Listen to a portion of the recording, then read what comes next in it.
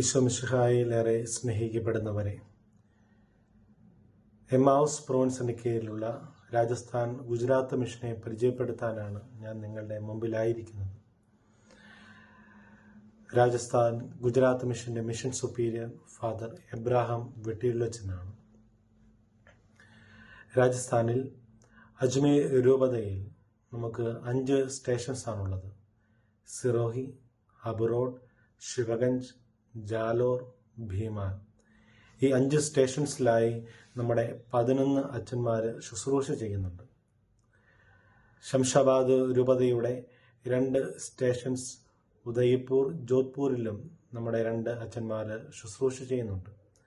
അങ്ങനെ രാജസ്ഥാനിലാകെ നമ്മുടെ 13 അച്ഛന്മാരാണ് ശുശ്രൂഷ ചെയ്തു വരിക.